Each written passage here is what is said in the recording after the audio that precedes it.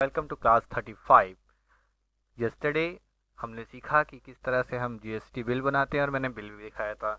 अब हमने जीएसटी के अंदर में हमने ये सीखना है कि आपने बोला सर बिल कहाँ से डाउनलोड करें या कैसे करें। तो यार मैं ना नेट कनेक्ट करके पहले मैं आपको बिल डाउनलोड करना ही सिखा रहा हूँ कि बिल कैसे डाउनलोड करते हैं। वैसे तो नेट पे इजीली बहुत सारे बिल मिल जाते हैं डेमो के लिए, लेकिन आपने फिर भी दिक्कत आ रही है तो कोई बात नहीं, डाउनलोड कर लो। और एक चीज़ जो मैं आप लोगों को शेयर करना चाहूँगा कि यार अगर आपको लगता है ना क्लास में देर हो रही है तो उसका कारण ना आप अपने आप से एक बार खुद पूछो कि यार सर क्यों देर कर रहे हैं क्लास में, या हमें रेगुलर क्लास क्यों नहीं मिल पाती है।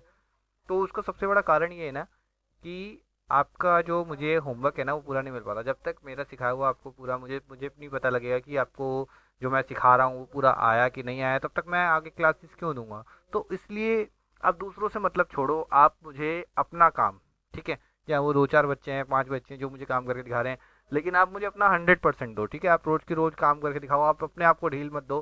तो फिर मेरा भी मन करेगा कि मैं भी आपको रेगुलर क्लासेस दूँ, ठीक है। Let's start. मैं आपको दिखाता हूँ मैं किस तरह से जो है हम डाउनलोड करते हैं बिल। तो यहाँ पे हम लोग क्या करते हैं, यहाँ पे हम लोग एक बिल फॉर्मेट ले लेते हैं या बिल ले लेते हैं डेमो के लिए, ठीक है। तो डेमो बिल ले लें, डेमो, हाँ जी, डेमो और बिल ले लेते हैं, ठीक है। तो हमने डेमो बिल ले लिए, यहाँ पे हमने टाइप कर देना है डेमो बिल या कैसा भी बिल टाइप कर दीजिए। आप परचेज बिल टाइप करोगे तो परचेज आ जाएगा, सेल बिल टाइप करोगे सेल आ जाएगा, ठीक है। डिपेंड करता है आपने क्या टाइप करना है। मैंने डेमो बिल ले लिया, ठीक है। तो यहाँ पे आप देखो कि यहाँ पे आप इमेजेस पे क्लिक कर दो, देखो इतनी सारी बिल आ गए ना, ठीक है। सिंपल इनवॉइस आ गया, 100 इनवॉइस आ गया। आपने कुछ नहीं करना, आपने सिंपल इनवॉइस पे क्लिक करना है यहाँ पे इमेजेस पे, ठीक है। जैसे आप इमेजेस पे जाओगे ना यहाँ पे, तो यहाँ पे कुछ बिल्स ना डाउनलोड हो जाएंगे, यहाँ पे दिख रहे हो। इसमें से आपको वो बिल लेने हैं जो भरे हुए हो, जैसे कि ये बिल ले लिया, ठीक है। ये देखो ये बिल है, यहाँ पे लिखा हुआ है श्री जी इंटरप्राइजेस और बिल पे कुछ लिखा हुआ भी है, ठीक है। मेरा नेट थोड़ा स्लो है, ये मैं दिखा रहा हूँ आपको कि बिल कैसे डाउनलोड होता है। तो ये जैसे ये निकल गया बिल, तो हमने क्या करना है, हमने सिंपली यहाँ पे ये देखो लिखा हुआ है, जैसे कुछ लिखा हुआ है विंटर वाटर प्योरीफायर लिखा है, सॉरी, ये लिखा हुआ 2900 रुपये का, ये मिक्सर ग्राइंडर लिखा हुआ है, फलान लिखा हुआ है। तो ये कच्चे का बिल है। कच्चे पक्के का बिल क्या होता है, जो कच्चे का बिल होता है ना उस पर जीएसटी नहीं लगा हुआ होता है, ठीक है। वो क्या होता है, लोग ऐसे ही दे देते हैं, आजकल इंडिया में तो बहुत चलता है, कॉमन है, ठीक है। तो जीएसटी नहीं लगा होगा तो समझ जाना कच्चे का बिल है। अगर जीएसटी लगा हुआ है 5%, 12%, 10%, तो समझ जाना पक्का बिल है, ठीक है। पक्के बिल में एक चीज़ें आपको ध्यान रखनी है कि आपने जो भी फर्म है आपकी, जैसे मान लो आपकी फर्म यहाँ पे एन एम लिखा हुआ आ रहा है यहाँ पे, तो आपकी ये फर्म है तो आपका जो जीएसटी नंबर है वही पक्के के बिल पे मेंशन होना चाहिए। और दूसरा, जिस पार्टी से आप माल ले रहे हैं उसका भी जीएसटी नंबर वहाँ पे मेंशन होना चाहिए। 2 नंबर आपके मेंशन होंगे तभी आप जो है यहाँ पे कर पाओगे, ठीक है। तो मैं क्या करता हूँ, मैं कभी भी अगर आपका नेट स्लो है ना तो आपने करना क्या है, आपने सिंपली ना 2-3 टैब्स के अंदर में खोल के रख लेना है बिल। जैसे मान लो मैं ये वाला बिल ले रहा हूँ तो मैंने राइट क्लिक किया और open link in new tab कर दिया, तो क्या होगा, ये अगले लिंक में खुल जाएगा ये बिल, ठीक है। अभी देखो ये अगला बिल खुल रहा है, देखो ये खुल गया ना इतनी जल्दी, ठीक है। इस तरह हमने 2-3 बिल लेने हैं, ठीक है।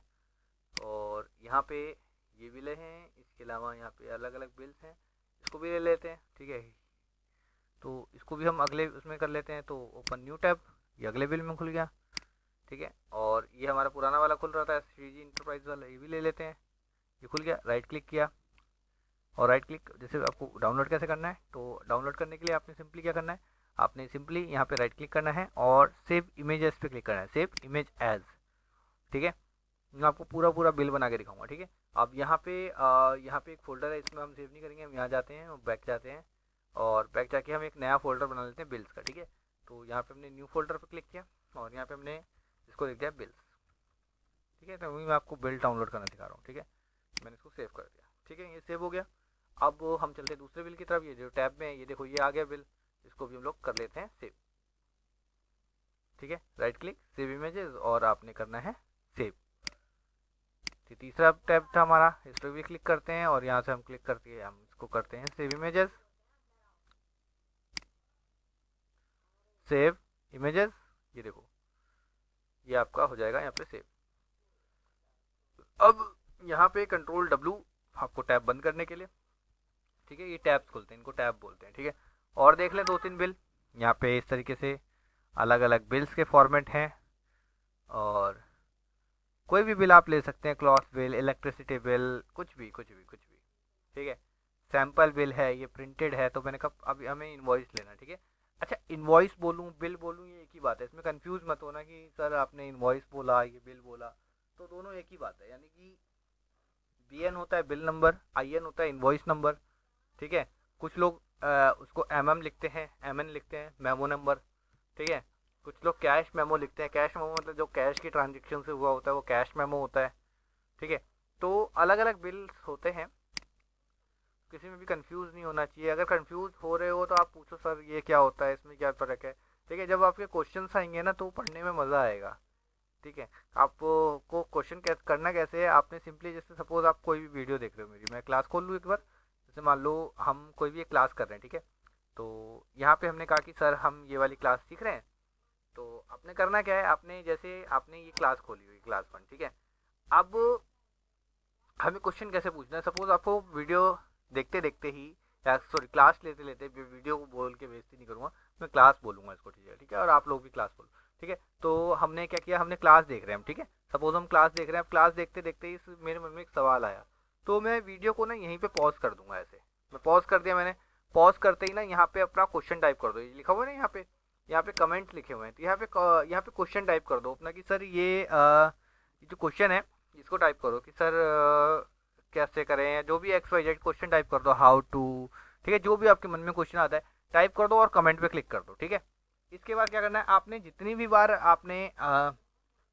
आपके मन में कोई सवाल आता है ना, उतनी बार आप वीडियो पॉज करो और क्वेश्चन करो। जितने ज़्यादा कमेंट आपके होंगे, मुझे पता लगे कि हाँ मेरा वो स्टूडेंट उतना ज़्यादा लाइकली है पढ़ाई को लेके, उतना ज़्यादा उसके मन में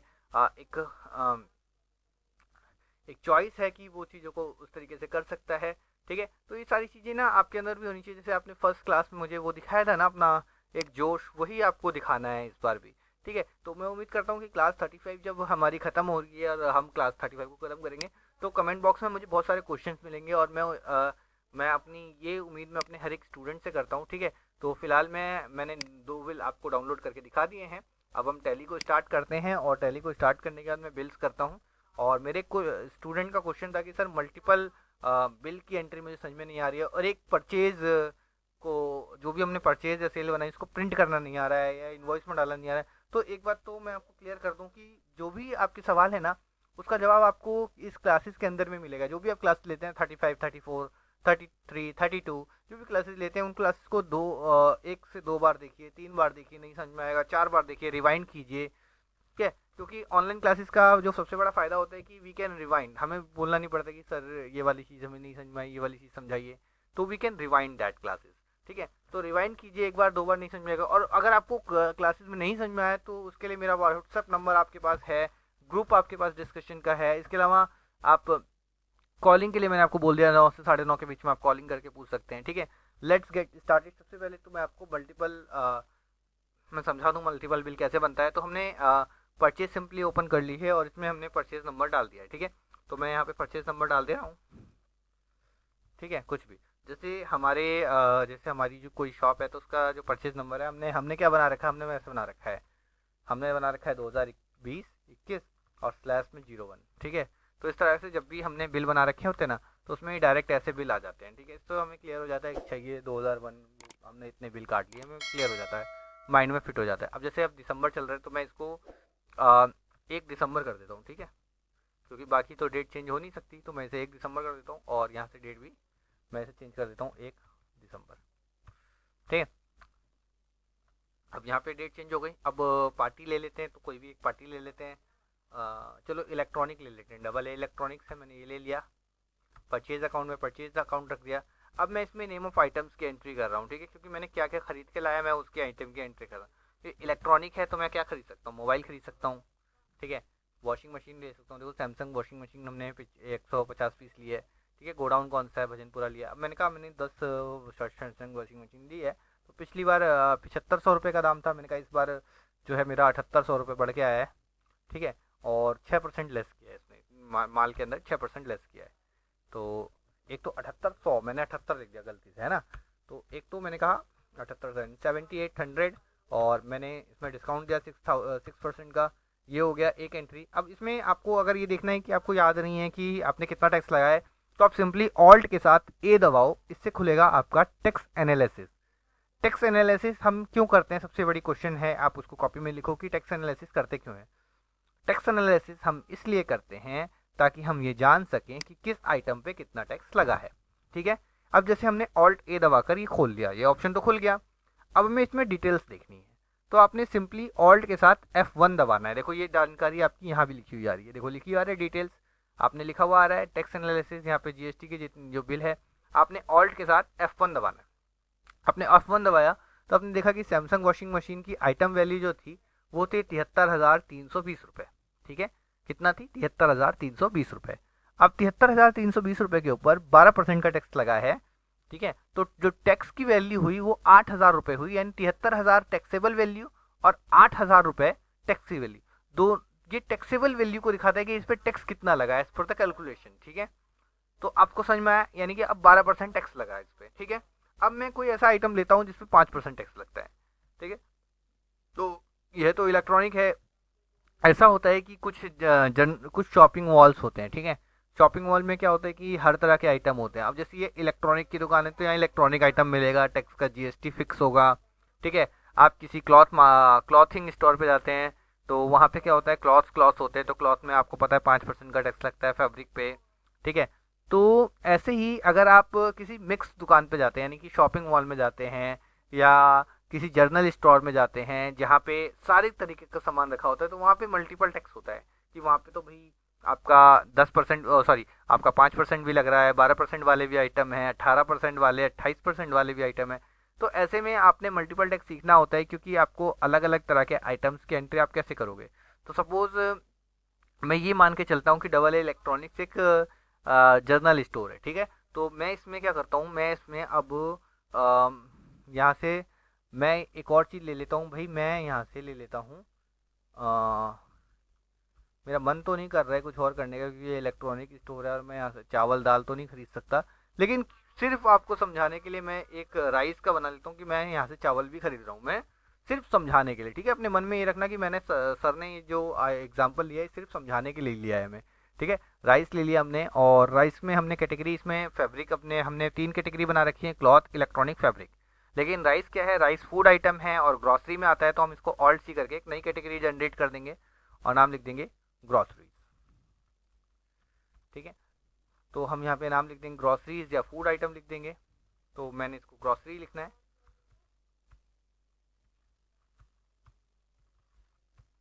ग्रॉसरीज। ठीक है, स्पेलिंग में फ़र्क हो सकता है, स्पेलिंग में बड़ा कच्चा हूँ। ठीक है, आप देख लेना। मैंने ग्रॉसरीज लिखा और मैंने इसको डालना है क्योंकि राइस होता है ना वो केजी में आता है। ठीक है, तो हमने इसको किलो में रख दिया, और यहाँ पे फॉर्मल नेम में आप इसको लिखो किलोग्राम। ठीक है, तो मैंने इसको किलोग्राम में लिख दिया, और क्यूसी में हमने केजी डालना है क्योंकि ये होता है यूनिट क्वांटिटी कोड। तो किलो में हमने किलोग्राम कर दिया, और यहाँ पे जो टैक्स है ना, अब क्योंकि आपको मल्टीपल टैक्स लगाना है तो आपको याद रखना है कि जब आप स्टॉक आइटम क्रिएट कर रहे हो उसी समय आपको ये वाला फंक्शन आपने याद रखना है कि ये स्टेटरी इन्फॉर्मेशन का ये फंक्शन ये भरना है आपको। तो यहाँ पे ये जो एप्लीकेबिलिटी है आपने इसको एप्लीकेबल करना है। फिर आपने जो टैक्स रेट है उस पर आपको यस करना है, इस पर आपको वाई दबाना है, वाई यस दबाना है।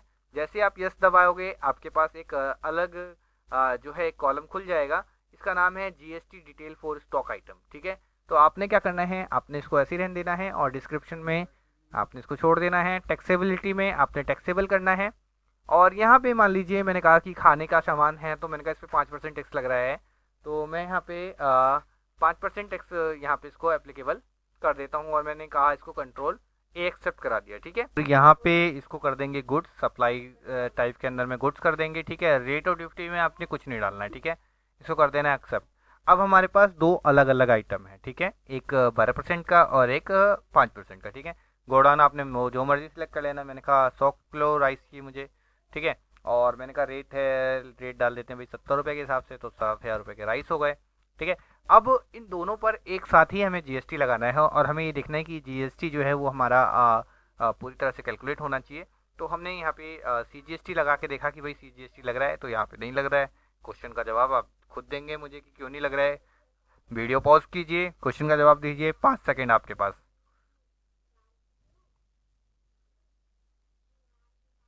वेरी गुड, 5 सेकेंड निकल चुके हैं।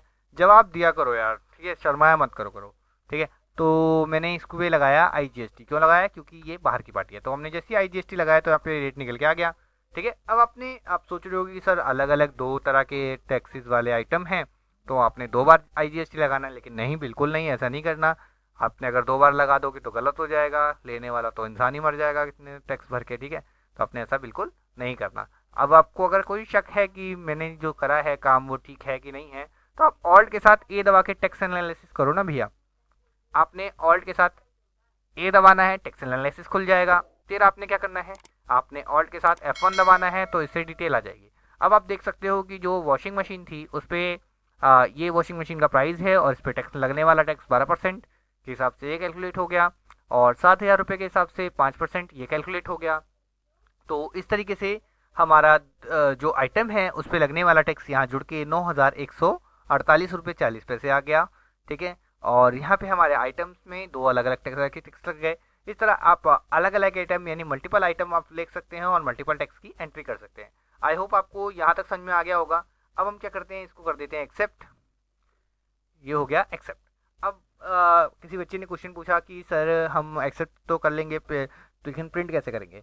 तो जब आपका बिल पूरी तरह से एक्सेप्ट होके आपके कंप्यूटर में सेव हो जाएगा तो आपने करना क्या है, आपने कंप्यूटर के कीबोर्ड पे आपने देखना है डिलीट के पास में एक बटन होता है पेज अप का। आपने पेज अप दबाओगे तो आपका जो भी एंट्रीज आपने पीछे करी होंगी वो दिख जाएगी। ठीक है, और आप जब पेज डाउन दबाओगे तो जो एंट्री आगे होंगी वो आएगी। ठीक है, तो अब हमने इसको प्रिंट करना है, तो आपने सिंपली अपने कीबोर्ड से दबाना है ऑल्ट के साथ P बटन दबाना है, ऑल्ट P। ठीक है, अच्छा अब एक स्टूडेंट का कमेंट आया था कि सर हमारे को बिल जो है हमारा दिख नहीं रहा है। तो एक बात बच्चे आप यहाँ पे ध्यान से देख लीजिए कि यहाँ पे लिखा हुआ, मेरे यहाँ पे ऑलरेडी लिखा हुआ आ रहा है विद प्रिंट प्रीव्यू। यानी कि इसका मतलब ये है कि अगर मेरे पास प्रिंटर नहीं है तो ये ऑलरेडी मुझे उसका प्रीव्यू देगा कि ये ऐसा छप के आएगा। ठीक है, और अगर आपके में ये ऑप्शन ऐसे आ रहा है कुछ, यानी कि ऑप्शन आ नहीं रहा है, तो उसके लिए ऑल्ट आई से ये ऑप्शन आता है प्रीव्यू, और ऑल्ट आई से ऑप्शन हट जाता है। तो हमें प्रीव्यू चाहिए तो हमने ऑल्ट आई दबाया तो विद प्रीव्यू आ गया, और हमने इसको प्रिंट करना है, प्रिंट हो गया। अब आपको इतना छोटा छोटा बारीक बारीक तो दादी अम्मा के चश्मे से भी नहीं दिखेगा, तो आपने करना क्या है, आपने ऑल्ट के साथ Z दबाना है, और ये इस तरह से बड़ा हो गया और यहाँ पे सारा चीज़ें दिख गया। ठीक है, अब आपने यही टैक्स आपने ये देखना है कि जैसे ये तो नॉर्मल इनवॉइस है, ठीक है, सारी चीज़ दिख रही है, लेकिन मुझे ये नहीं दिख रहा है कि इस पर किस आइटम पे कितना टैक्स लगाया आपने, वो चीज़ें भी देखनी है।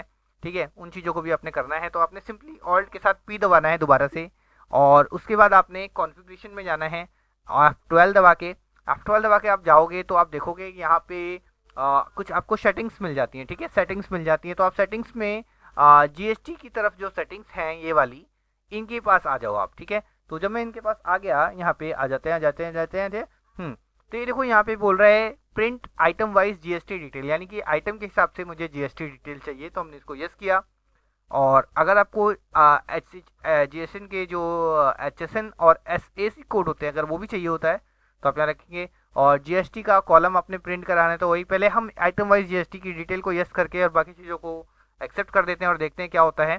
प्रिंट करते हैं, ऑल्ट के साथ A करते हैं और देखते हैं क्या चेंजेस आता है। तो यहाँ पे आप देखोगे कि अब ये थोड़ा बिल थोड़ा बड़ा हो गया है, क्वांटिटी दिख रही है, रेट दिख रहा है, यहाँ पे पर आ गया, पर पीसीज है या पर केजी है, डिस्काउंट का कॉलम आ गया, ये टोटल अमाउंट करके इसने IGST दिखा दिया। लेकिन साथ ही साथ यहाँ पे कुछ चीज़ों का कॉलम एक्स्ट्रा जुड़ गया है जिसमें टैक्सेबल वैल्यू, इसके बाद इंटीग्रेटेड टैक्स में इंटीग्रेटेड टैक्स है तो 12% और 5% के हिसाब से कितना अमाउंट बना, कितना टोटल हुआ, और टोटल होके ग्रॉस टोटल यहाँ पे कितना आया, ये सब कुछ आपको A4 शीट के अंदर ही देखने को मिलेगा। ठीक है, अब आपने अगर आपने जैसे आप किसी कंपनी के लिए काम कर रहे हैं और वो बोलते हैं कि भाई मुझे बैंक की भी डिटेल प्रिंट चाहिए, कि भाई जब हम ग्राहक को बिल दें तो उस पर बैंक की डिटेल प्रिंट हो, तो हम क्या करते हैं, एक सेल बिल आपको दिखाते हैं प्रिंट करके कि वो कैसा दिखेगा। तो F8 दबाते हैं, और F8 में मैंने एक सेल बिल निकालना है, तो मैंने यहाँ पे इसको भी नंबर दिया 2020 से 2021, और मैंने स्लैश किया और 001 किया। ठीक है, अब मेरे को एक पार्टी तैयार करनी है जिसको हम माल बेचते हैं, तो मैंने यहाँ पे एक लोकल की पार्टी ले लेता हूँ, तो मैं इसका नाम दे देता हूँ विनोद लोकल, ताकि मुझे याद रहे कि ये लोकल की पार्टी है। और मैं यहाँ पे विनोद लोकल लेने के बाद यहाँ पर ये कह रहा है नेम ऑलरेडी एग्जिस्ट, यानी कि भाई विनोद लोकल तो पहले से ही एग्जिस्ट है, ठीक है, चलो कोई बात नहीं। तो हम क्या करते हैं, हम विशाल लोकल ले लेते हैं, ठीक है। तो हम विशाल के साथ लोकल लिख देते हैं, क्योंकि लोकल की पार्टी है तो हम अपने जीएसटी बना रहे हैं। अब जिस भी पार्टी को हम माल बेचते हैं वो हमारे लिए सन्ड्री डेटर होता है, ठीक है। ये बात आपने ध्यान रखना है कि जिसको माल बेच रहे हैं वो डेटर है, जिससे माल खरीद रहे हैं वो क्रेडिटर है। ये छोटी छोटी बात याद रखेंगे तो अकाउंट आपके लिए बहुत आसान हो जाएगा। अकाउंट्स का जो हवा बना रखा था लोगों ने, आज 35वीं क्लास आप ले रहे हैं अकाउंट्स की, तो मैं नहीं समझता हूँ कि आपको कोई बहुत बड़ा मुश्किल आ रही होगी इसके अंदर में। मैंने इसको यस रखा। और अगर आप इसकी जो भी पार्टी बना रहे हैं उसके भी आपको बैंक डिटेल देनी है, तो यहाँ पे ये ऑप्शन को आपने यस करना है। यस करते ये पूछ लेगा ट्रांजैक्शन टाइप कैसे होगी, चेक से होगी, बैंक से होगी, ई ट्रांसफ़र होगा, ठीक है। ये सारी चीज़ें पूछ लेगा आपसे, और आपने आपने जो भी डिटेल देनी है उसके हिसाब से ये यहाँ पे आ जाएगा। अब एक चीज़ आपको याद रखनी है कि यहाँ पे अगर आप पार्टी आपकी लोकल की है तो आपने दिल्ली रखना है, अगर बाहर की होगी तो आपने उसका स्टेट सेलेक्ट करना है, ठीक है। तो मैंने इसको कंट्रोल ए किया, एक्सेप्ट हो गया। अब यहाँ पे delivery node, mode of payment, ये जो जो डिटेल्स आपको मांग रहा है पढ़ पढ़ के डालनी है, ठीक है। इट इज़ नॉट रिक्वायर्ड कि आपको सारी डिटेल ही फिल करनी है। सेल्स लेजर में हमेशा सेल्स अकाउंट आता है, और अभी अभी हमने चावल खरीदे थे तो हम चावल ही बेच रहे हैं। मान लो इसको हमने कहा कि भाई ले, चावल खा, और हमने क्या किया, हमने गोडाउन निकाला। तो गोडाउन में भी आपको देखना चाहिए कि कौन से गोडाउन में जाना है। जैसे सपोज आपने एंटर किया, एंटर करते ही क्या होगा, ये यहाँ पे गोडाउन पहले से लिखा हुआ आएगा। तो आपने क्या करना है, जैसे आपने एक बार एंटर करके आपने आगे बढ़ जाना है, उसके बाद आपने बैक स्पेस करके पीछे आना है, तो डिटेल्स आपकी आ जाएगी। तो डिटेल्स में आपको यहाँ दिख रहा होगा कि भजनपुरा में ही 100 किलो का माल रखा हुआ है, बाकी किसी भी गोडाउन के अंदर माल नहीं है। तो आपने इसको एंटर करना है, क्वांटिटी डालनी है। क्वांटिटी मैंने कहा कि भाई मुझे 100 किलो ही माल बेचना है, और किस रेट से मैंने खरीदा था। अगर आपको ये देखना है कि मैंने कोई आइटम किस रेट से खरीदा, तो आपके पास एक ऑप्शन यहाँ पे साइड में होता है स्टॉक क्वारी का। आप इस पर क्लिक करेंगे तो यहाँ पे आपको पता लग जाएगा कि आपने डबल ए पार्टी से, देखो ये राइस का ही स्टॉक खुल गया कि डबल ए पार्टी से आपने 100 किलो राइस 70 रुपये में खरीदा था, ठीक है। अब आपने अगर सेल रेट और परचेज रेट आपने साथ साथ भरना है तो आप वो भी काम कर सकते हो कि सेल और परचेज का रेट आप कह रहे हो कि नहीं सर हमें तो साथ साथ ही भरना है कि सेल का रेट क्या है, परचेज का रेट क्या है। तो आप यहाँ से वो भी काम कर सकते हो कि आप सेल का रेट और परचेज का रेट भर सकते हो, ठीक है।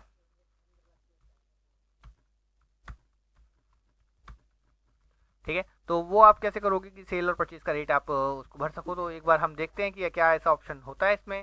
तो हम कंट्रोल एंटर दबाते हैं, और एंटर दबाते ही यहाँ पे हमारे पास एक अलग ऑप्शन जो आपको कल मैं सिखाऊंगा, कल आप मुझे याद दिलाइएगा कि किस तरह से सर हम वो ऑप्शन भर सकते हैं जिसमें हम रेट सेट कर सकते हैं। देखो ये तो ओपनिंग बैलेंस है, यहाँ तो सिर्फ ये दिखाता है कि हमने कितने माल से स्टार्ट करी, ठीक है, लेकिन ये वो नहीं दिखा रहा है कि हम सेल परचेज का रेट सेट करते हैं। तो कल ग्रुप में एक क्वेश्चन जरूर डाल देना ताकि मुझे याद आ जाए कि सल सेल परचेज का रेट आइटम में कैसे सेट करते हैं जो ऑटोमेटिक सेट हो जाए, ठीक है। तो आपने ये मेरे को याद दिलाना है, ये आपकी ड्यूटी है।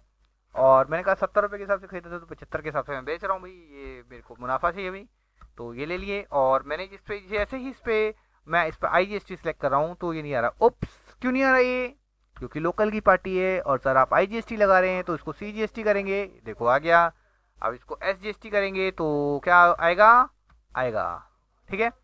Tax analysis alt A alt F1 details के लिए, तो आ गया 2.5% यानी 5% का टैक्स लग रहा है।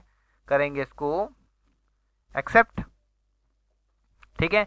अब हम पेज अप करते हैं और ये टैक्स आ गया। अब इसको प्रिंट करके देखते हैं, ऑल्ट P और एंटर करते हैं तो ये डिटेल्स यहाँ पे देखो, ये प्रिंट की ये बिल मेरा ऐसे प्रिंट होगा। तो आप देख रहे हो कि यहाँ पे CGST और SGST इस तरीके से ये सेल का बिल प्रिंट होगा, ठीक है। यहाँ पे देखो ये दिखा रहा है टैक्सेबल है, सेंट्रल में 2.5% का टैक्स लगा हुआ है, इतने इतने % का टैक्स लग के ये आया। ये देखो ये मेरा बैंक डिटेल भी प्रिंट करके दिखा रहा है, ठीक है, गुप्ता इनवॉइस फलाना ढिमकाना। अब अगर ये तो क्योंकि ये सेल का बिल है, ठीक है, अब इसमें मेरे को बैंक डिटेल में पूरा बैंक अकाउंट नंबर भरना है अच्छी तरह से। भाई कैसे भरेंगे, ठीक है। तो आपने जब आप कंपनी बनाते हैं उस वक्त आपको याद रखना है कि बैंक डिटेल। दूसरी बात आप क्या करके जब आप प्रिंट करते हैं ना, तो ऑल्ट के साथ जैसे आप प्रिंट करते हैं तो यहाँ पे आपने F12 दबाना है, ये डिटेल्स आ जाएगी। और डिटेल्स में आपने यहाँ ध्यान रखना है कि यहाँ पे क्या चीज़ें आपने देनी है, जैसे प्रिंट एड्रेस देना है, मेलिंग एड्रेस, बैंक डिटेल देनी है, ये सारी चीज़ें यहाँ पे आ जाती हैं, ठीक है। तो आई होप आपको ये चीज़ें याद रहेंगी। अब आप कहते हो कि सर हमें बैंक डिटेल हमने स्टार्टिंग में नहीं भरी थी, ये प्रिंट करना सीख गए ना। अब हमने कहा कि बैंक डिटेल हमने स्टार्टिंग में नहीं भरी थी, हमें बताओ कैसे भरेंगे, ठीक है। तो हम बैक करते हैं और हम यहाँ आते हैं अपने लेज़र के अंदर में यहाँ पे देखते हैं कि बैंक डिटेल हमने कहाँ से भरनी है। तो यहाँ पे हमारे पास जो लेज़र होता है ना, उसमें ऑल्टर का एक ऑप्शन होता है, यहाँ बैंक होता है, ये हमारा बैंक है और इसमें हमने सिर्फ इतना ही लिखा है। अब अपने बैंक डिटेल खुद देनी पड़ेगी। जैसे अकाउंट नंबर क्या है, मैंने कहा 371042 086, ठीक है, मान लो ये है मेरा अकाउंट नंबर है, ठीक है। और इसका IFSC कोड है SBIN, ठीक है, 00053। मैं डेमो में दे रहा हूँ आपको, ठीक है। ये बोल रहा है कि भाई ऐसे नहीं होना चाहिए, 4 से 6 लेटर का होता है। IFSC code must start with 4 alphabet होता है, उसका 0 फॉलोड बाय और 6 नंबर का कोड होता है। तो SBIN करने के बाद मैंने किसको क्या करना है, 001553, ठीक है। ये कह रहा नहीं भैया भी गलत है। मैं क्यों गलत है भाई, 4 डिजिट दे दिए, 0 दे दिए, 6, अच्छा 4 डिजिट के बाद 6 नंबर मांग रहा है। तो भाई क्या दूं, मैं सिर्फ 000 कर देता हूँ, ठीक है। SBIN 3 पर 0 1 5 5 3, ठीक है। अब तो ठीक है, देखो अपने आप ले लिया। ब्रांच, ये बैंक का नाम है तो बैंक का नाम मैं इसको दे देता हूँ भाई। बैंक का नाम मेरे को क्या दिक्कत है बैंक का नाम देने में, मैंने दे दिया यहाँ पे। बैंक का नाम है भाई, मेरे बैंक का नाम है। ये तो टाइप नहीं हो रहा है यहाँ पे, ये टाइप नहीं हो रहा है, देखो ये टाइप नहीं हो रहा है। तो क्या करें, यहाँ पे कह रहा है कि नॉट एप्लीकेबल कर दो, कि नहीं एप्लीकेबल है, बैंक का नाम नहीं चाहिए, क्योंकि हम ऊपर तो लेज़र के अंदर बैंक का नाम दे ही रहे हैं, तो हमें यहाँ पे ज़रूरत नहीं है, ठीक है। ब्रांच हमने डाल दी कि ब्रांच है मेरी यमुना विहार, तो मैं इसको डाल रहा हूँ यमुना विहार, यमुना विहार, ठीक है। सेट चेकबुक प्रिंटिंग, ये बात की चीज़ें हैं कि बुक प्रिंटिंग कैसे होती है, ये चीज़ें आने वाली क्लासेस में आप सीखिएगा। आप अपना थोड़ा सा मुझे 100% दीजिए ना, मैं आपको उसके हिसाब से आपको देता हूँ यार, ठीक है। तो हम यहाँ पे आ गए, हमने बैक किया, अब हम प्रिंट कर रहे हैं Alt+P, ठीक है, एंटर करते हैं और अब देखते हैं कि क्या वो डिटेल आती है हमारे पास जो हमने भरी हैं। तो ये देखो, ये सारी डिटेल यहाँ पे शो हो रही हैं, स्पेलिंग नंबर, ये फलाना ढिमकाना, ब्रांच कोड, ठीक है, ये भी शो हो रहा है, ये भी शो हो रहा है, इसकी डिटेल्स हो रही है। तो इस तरीके से आपने ये सारी चीज़ें आज सीखी।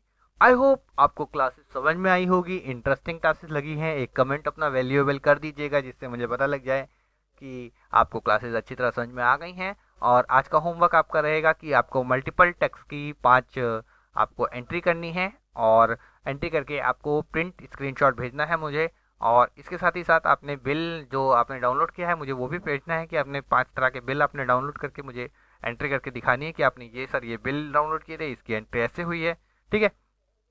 तो इतना काम आपने करना है और आज ही आज में करना है, ताकि हम आलस ना करें और कल की क्लास हम ले लें, ठीक है, बिना किसी गैप के। चले मिलते हैं अगली क्लासेस के अंदर, तब तक अपने अपना बहुत सारा ख्याल रखिएगा। चलिए, टेक केयर, बाय बाय।